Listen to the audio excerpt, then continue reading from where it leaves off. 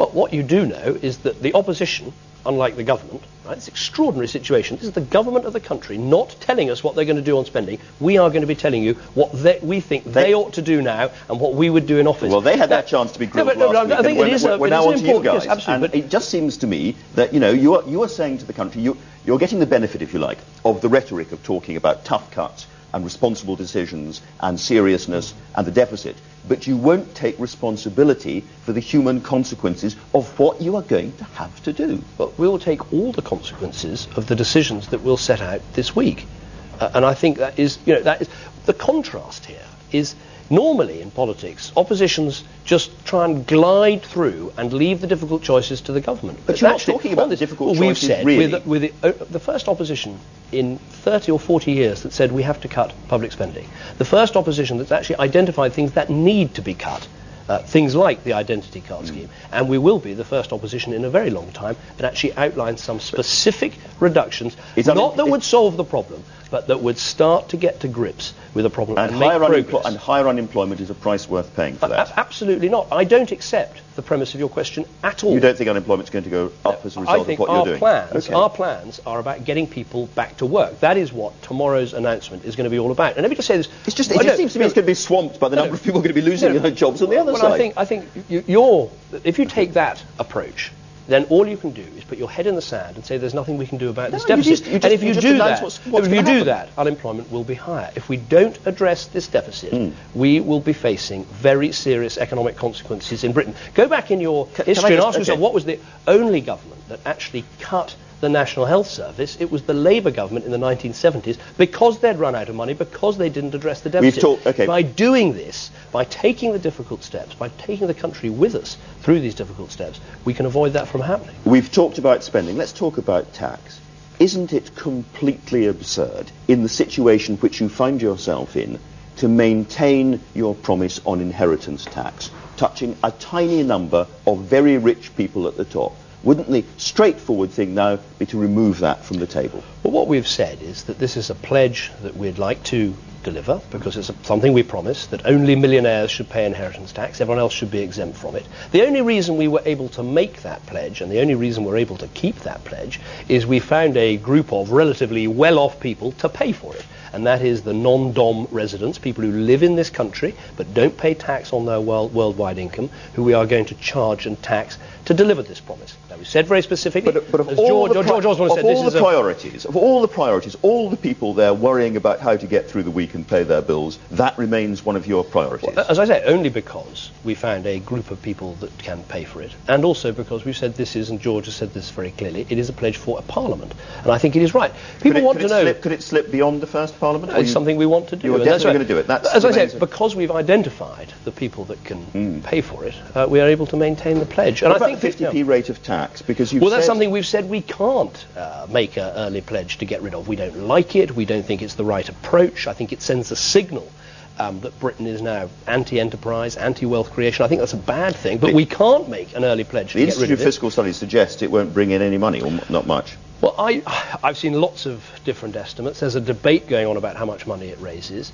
I think it's clear it will raise some money, at least in the short term, and that's why we can't make an early pledge to get rid of it. Aren't you going to have to raise taxes generally, even beyond where they are, to fill this gap? This goes back 4 years from when I became leader of the party. Right from the start, I always said you cannot rule out tax rises, you cannot make uncosted pledges about tax, and I won't do that. VAT? And we're right not to rule out tax pledges. VAT, perhaps? Well, what I want to do is try to make sure that reductions in spending bear the brunt of dealing with the deficit. I think we are already an overtaxed country. I think of people going to work on relatively modest incomes, struggling to get by, struggling to pay the bills.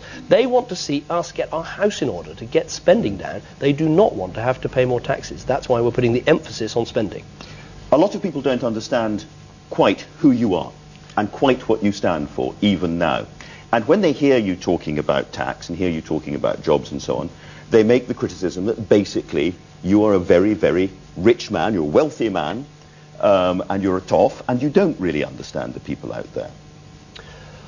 Well, I've had 4 years of doing this job as Leader of the Opposition, when I've tried to explain what I believe in, what I want the Conservative Party to do, I think people can see now a pretty clear line from me and from the Conservatives about what matters to us, about the importance of the National Health Service, about the importance of families, about the importance of the environment, about how we can make this not just a stronger country economically, but also a stronger country socially. And, you know, I mean, I think it's right. People ask all sorts of questions about your life, your background, your family, and I'm very happy about that. There's a picture, I think, that you always wince at. Yeah, right, I do, yes. The Bullingdon Club. Do you really, I mean, is that the real David Cameron? No, we do things when we're young that we deeply regret. And you're embarrassed about that? Of course, desperately, yeah, very embarrassed about it. But I think people have had over the last 4 years a chance to get to know what I want to do with the Conservative Party, what I want to do with the country, and get to know me as well. Okay. But there'll always be questions. As they're getting, here's a question that will always be asked, and I think it's a fair question. What's the personal wealth of yourself and your wife? What are you worth? Well, we own a house in London, which is a nice house off near Ladbroke Grove. But in terms of the assets and the money that you're going to inherit in the family? I'm trying to explain. So we own that. Yeah. We own a house in the constituency, which is quite highly mortgaged. We both earn good salaries, so we're definitely a well-off family. 30 million or so, the Sunday Times suggested. Absolutely ridiculous. Absolutely ridiculous. So what is the real figure, would you say? If 30 million's wrong, what is the real figure? I think what actually matters is, do you understand the problems people face in this country? Do you understand the challenges we face as a country? Do you have the right ideas to deal with them? That is what people are asking about. So you won't tell me what you're worth? Well, you're very happy. You want to come and you can look through all my bank statements. I'm very happy. No, but you must know. You must know in broad terms. People know what they are worth. Well, how much? No, house prices change all the time. As I say, our main asset is the house that we own in London, and you can come and have it. We've done an interview in it. All right. Okay. I don't actually think the Prime Minister made one point about you, which seems to be fair, which he said that you complained bitterly about the way the financial crisis was run, but all the way through the crucial years, you were calling for less regulation. You were calling for government to stand aside. In terms of bad calls, that was about as bad as it gets, wasn't it? Well, I don't accept that, because I think the big mistake... well, I mean, as you can probably guess, I've got all the quotes here, and they're pretty strong. The point about regulation, Can I just read you what you said then, back in 2006? You said that too often regulation is the first resort. The message from the city is that we should have less regulation, and that the centre-right believes that people should stand aside and let business get on with it. Your deregulation task force said government claims that all this regulation is necessary. They seem to believe that without it, banks could steal our money. They did. Yeah, I think the point of what happened is actually there was a huge amount of regulation taking place, but there was a complete lack of authority. Why was there a lack of authority? Because Gordon Brown had taken away from the Bank of England the responsibility for being that authority. There was no one in Britain to call time on debt, to call time on lending. And that is the big thing that we would change. Gordon Brown is saying, keep the tripartite system, keep the regulatory system as it is. We are saying, no, change it, put the Bank of England back in charge. And it's a really important point, this, because it's not about the quantity of regulation, it's about having an authoritative figure, a respected institution. But you did get it wrong, I think. No, I think on the Bank of England we got it right. Well, okay. Gordon Brown has said, apparently, that he is prepared to go head-to-head in television debates.